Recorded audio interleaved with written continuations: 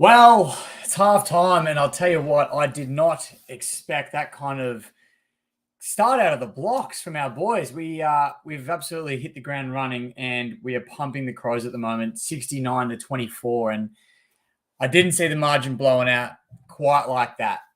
Some big talking points so far in the first half. You've got Nathan Broad, who is in a bit of trouble. He's in a bit of strife. Let me know what you guys think, but Broady could potentially miss now 2-3 weeks, and next week against the Pies, we're really going to need Broady in there, not to be thinking too far in the future, but we do have him for the rest of today, which is obviously a bonus, a lot of upside to that. But yeah, great first half. We just seem to be using the footy a lot like we used to back in our prime a couple of years ago, moving it fast, giving our forwards a chance, just getting it down there, not letting the opposition crowd it too much and get down there and, clog up the space, because that happens a lot within, it happened a lot last week as well, and it didn't give us as many opportunities to kick goals. So we've done a lot better at that this week. I thought I don't know, it's hard to say because Adelaide have been so unclean, and obviously it's a lot to do with our pressure, which has been fantastic. Morris Early Jr., again, a few chase down tackles earlier in the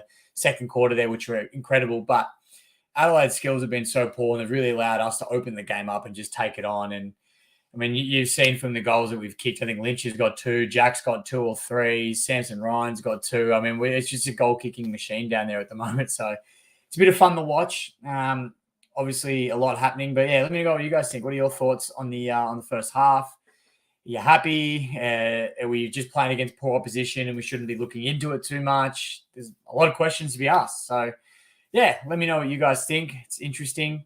I'm just having a look now at some of this key stats for the games. I thought it'd be good to run through some of those at least and talk about, who's been on fire early. Obviously, Jacob Hopper looks like he's been great. I thought he couldn't be doing too much more than what he already has. Presti has been everywhere. No surprises there.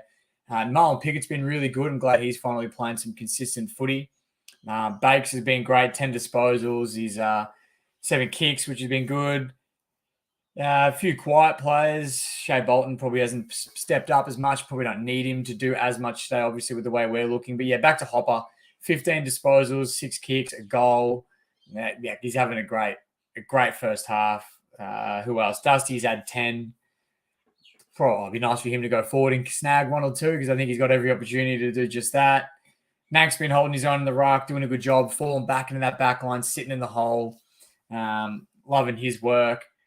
Morris Early, mentioned him earlier. Jack mentioned him. Jaden Short got a lucky one off the ground just before there. That little tap at the back from Jack. I loved that. Timmy Durano. Yeah, everyone's out. Tyler Young, the debutant, we should mention him as well. I thought he's really holding his own down there. He doesn't seem to be getting beaten too often, which is a very positive sign.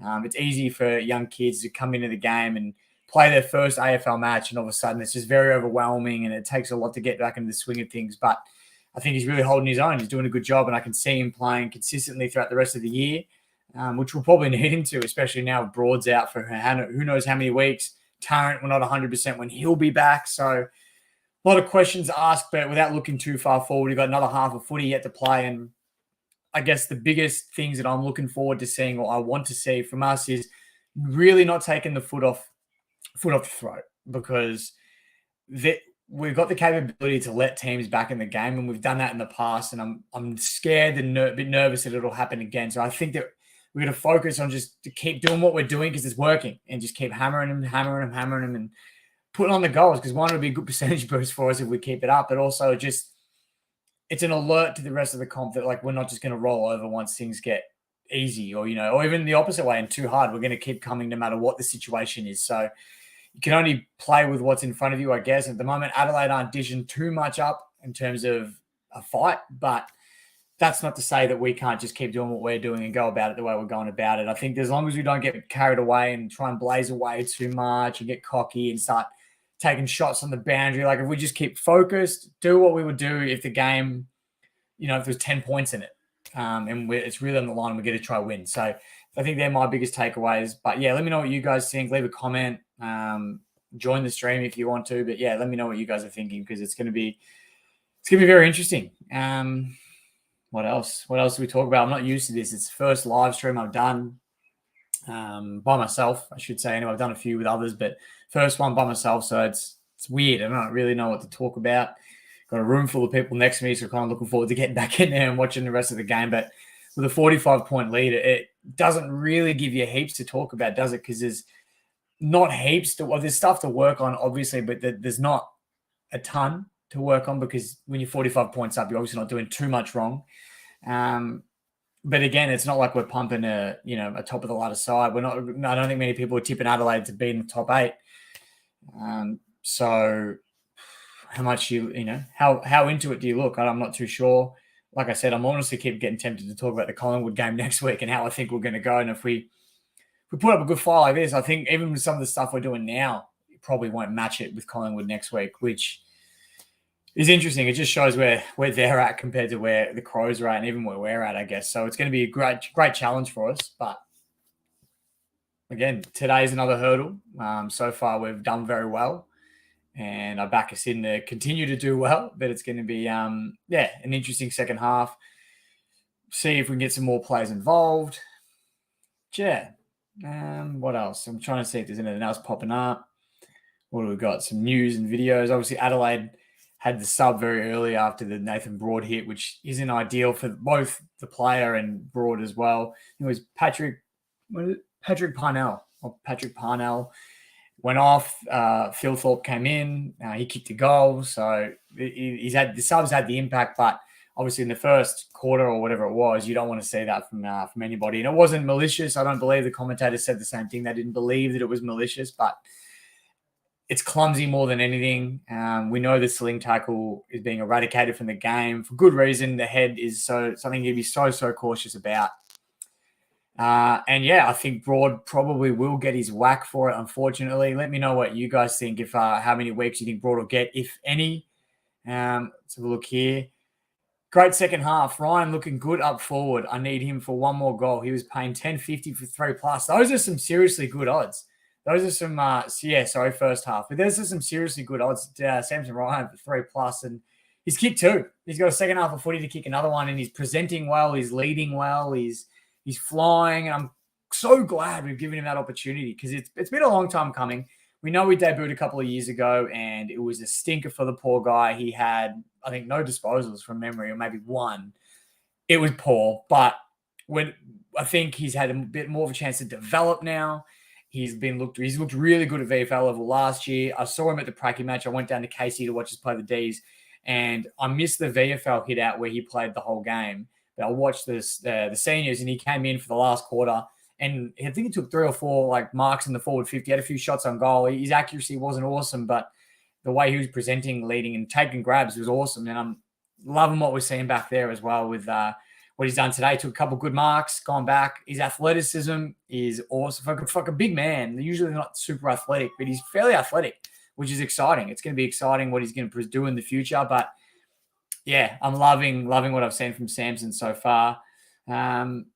We've got a pretty dangerous forward line at the moment, speaking of, don't we? We've got Samson, who's playing well. Lynch is playing well. Jack was slow last week, but he looked pretty lively today, I thought. He's had a lot of the footy. He's kicked a couple as well. He's presented, which is good. Couple there that he maybe in his prime, he probably would have marked a few drop grabs, but it happens. He's 33, 34, whatever he is. He's battling well, and I think he's doing a great job. So props to Jack there. Again, Shea Bolton could probably get a little bit more lively in the forward line, same as Dusty. I haven't seen a lot of them in our forward 50, but second half, plenty of opportunity for them to do so. So, yeah, that's pretty much it. What we've got here, another comment. Great marking from the big fella. Very impressed with Taranto and Hopper too. We needed a midfield boost in the off-season, and our management to get to the boys to our club was elite. So happy with them. And yeah, absolutely, I couldn't agree more. You look at our deficiencies from last season, and a lot of them revolved around the midfield. There was games where we'd phase out and we'd fizzle out, or Presty would get injured and we'd just look slow. We'd look undermanned. And we've got great depth, I feel, but sometimes it was that top echelon of players that weren't quite there. And I think with these two inside, Hopper's been fantastic today. I think I've seen him. He looks like he's been everywhere. Taranto's had a lot of the footy as well. Could have had his first goal for the club, but Hopper did, which is awesome. Taranto could have kicked one, but he's still every chance to do so. So those boys have been absolutely huge for us. I'm loving what I'm seeing from them. like you said, the management from the club to get them across. People criticize the 7-year deal, 700K, whatever the money side of it was, but you needed to lure those sorts of players in, and a 7-year deal was exactly what you needed to do. So I'm glad we've done it. Obviously, it's great to say now because they're playing good footy and they're looking good for us, but I think even in the long term, it'll come in handy having those boys in the side. How good was Morris's chase down, which turned to a goal? Love that kid. Huge future ahead. Absolutely. That chase down was unreal because not only did he chase him down, he ran, I reckon, 100 meters to get the chase down. The kick was shanked because of the tackle Morris laid. Morris then ran the other way, got the footy again, and just he got involved and he got the footy again and led to the next goal. So not only was he on the defensive side, he pushed offensively as well and scored, and it was unreal. He's a star to watch. It's so exciting. He just every time he goes near it, the crowd goes nuts, especially at the G. I know when I'm at the G and you hear Morris chasing someone down, the crowd is electric and it's exciting to see. From Yanni, great half, mate. Absolutely, Yanni, fantastic half. It was I'll be honest, I didn't expect it. I didn't expect us to come out and do that. We're not notorious for pumping teams or getting big leads on teams. So to see it happen early and to see it happen pretty comfortably as well was really exciting and promising going forward. So, yeah, guys, heaps to look forward to. Heaps to look forward to. Let me know if this is something I should do more often, these halftime live streams. I'll most likely only be doing them for away games because I'm usually at the game if it's in Melbourne. But if I'm not, obviously, I'll be posting everywhere, letting you guys know, and I'll do them if we all think it's a good idea because I like it. I love engaging, having a chat. We're talking with each other. We're seeing what we all think. Obviously, everyone's going to have different opinions about the game, no doubt. So far, all the opinions have been pretty aligned, which has actually been easy for me. But, yeah, it's going to be interesting.